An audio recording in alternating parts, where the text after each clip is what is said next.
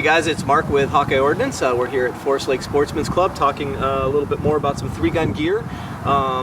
Today we're talking about triggers. So for those of you who've been following my channel for the last few years, you'll know that I've been shooting a JP single stage trigger for really since the beginning, since I got into this, and have been a huge fan.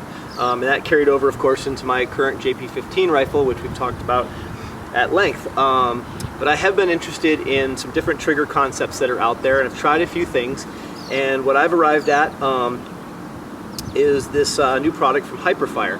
So they have the wildly popular 24 series triggers, and this is their latest installment, the Eclipse. The big departure from the 24C is this nickel alloy coating that they've put on there. Now, a lot of you have seen coatings like this showing up in boat carrier groups, and they talk about hardening and additional lubricity and some of these things that go along with the coating. And now we're seeing it in this new trigger. And you know, compared to the 24C, I'm not sure that you'd see a noticeable difference in touch and feel, although there are quite a few people that claim that they feel it. I don't know that I do. I do notice that it is much easier to clean, and it certainly looks fantastic in the rifle. Now, before we go too much further, this is really a review on single stage triggers right now. You can't compare this to a two-stage trigger. That's a very different feel altogether. I have been a proponent of the single stage triggers for quite some time, and I have tried a few alternatives out, both in single and two-stage triggers, and I still always come back to this single stage trigger, mostly because if I look at round counts at major matches, you know, well over 2/3 of all rounds are pretty close range, and speed is what I'm looking for. And as long as I can find a trigger that isn't a detriment for my long range shooting, where I do really enjoy a two-stage trigger, then I'm gonna go that way every time, because the vast majority of the shooting I do is kind of up close and in your face.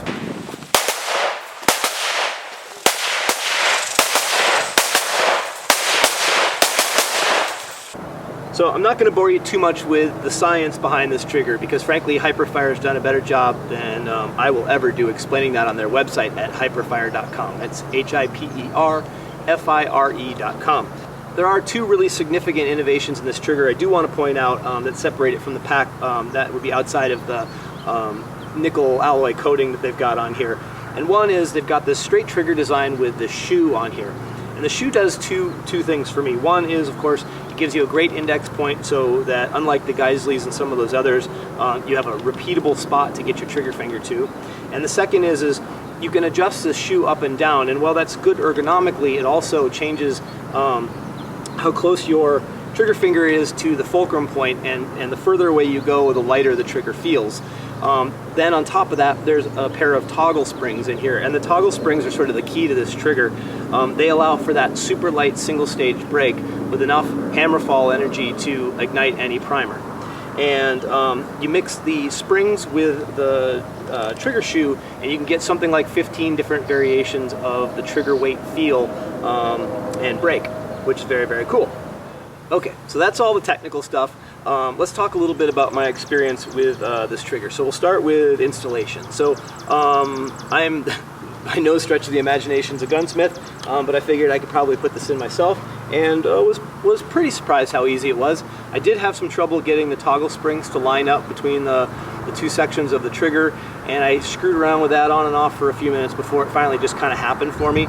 Now that it's in there, I believe I could replicate that reasonably easily, and now that I kind of know the trick to it. But it is not just a drop-in trigger. You do have two sections that go in, plus the toggles that link the two together. So once I got it in, all was good. Tried it out. A couple things I did notice in dry fire at home was, because the trigger has zero creep whatsoever, there's no dry fire. There's no little creep that you can play with in dry fire. So if you want to actually kind of dry fire the trigger, you've got to leave your bolt back, and then you can actuate it while you're practicing a little bit. So that was one thing. Certainly no big deal there. And then went out to our match that next Wednesday, which was a local match we put on here, the Hawkeye Ignite series, and every Wednesday we put on a stage called the Transition, which is 2 sets of 6 targets in a half circle around the shooter, and it's just a chance to work long and short guns out of the box. So got on the shotgun, did my 6 slugs, abandoned the gun, grabbed the rifle, and went up to take my first 2 shots, and the first one came pretty early. It was my first time shooting with it on the clock, and I did find that I was a little on top of the trigger. It's a very surprising trigger. It's super clean and super light, but there's no tactile sensation whatsoever before the shot breaks. So you need to do a little practice with it. You need to spend a little time with the trigger before you kind of get where that is. It was intuitive after a few days, but I will say that my first couple of shots out of the gun were a little premature, to say the least. So then kind of got through that match and thought maybe I better come out here and spend a day before I went to Ironman. So I came out and spent the afternoon just doing basic drills, just, you know, high and low ready starts, and just kind of getting that first shot break to get my head around the trigger. And slowly but surely started feeling more and more comfortable with it, and was committed to going out and shooting it at Ironman. So I went out to that match. By the end of 3 days there, I was incredibly comfortable with the trigger. It felt like it had always been there, and I was really happy to have it. It's been a really nice piece. It was very easy to clean, and that, you know, that nickel alloy that they've got on there made it just a quick wipe down every night after that crazy Parma sand that gets in everything from Ironman. And it performed beautifully for 3 days. Let's see. So then came back, shot a match or two local.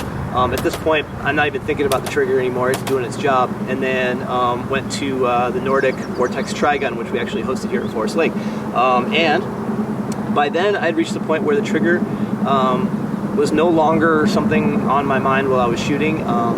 It's very intuitive. I found it to be essentially, when I wanted to break a shot, the shot happened. And so there was no trigger anymore. There was just kind of me and the gun and the bullets theoretically going into the holes that I was already seeing. Triggers are an interesting thing. They're very hard to describe to somebody else. We all know kind of what we're looking for, and we use a lot of buzzwords and a lot of phrases to sort of describe what that is. You hear the word creep and break and all this kind of stuff. But really, at the end of the day, what you're looking for is the trigger that makes you feel confident for competition, and this one certainly inspires that in me. I could highly recommend it as one you should give a try. If you're ever at one of my matches, you're welcome to come try my rifle and check it out. There's a lot of these out in the marketplace, so I don't think you'll have trouble finding one to give it a go, and most 3-gunners are more than happy to let you try out their equipment, especially if you're interested in making a purchase. I will say this about HIPERFIRE, they have been significant contributors to the sport, and we do recommend supporting anyone that does that. There are several options out there, and I think they're one that you should definitely consider. So having said that, this will stay in my gun for a while. You're welcome to come try it. I appreciate you guys watching. I hope everything's going well for you this summer. I wish you all the best, and God bless.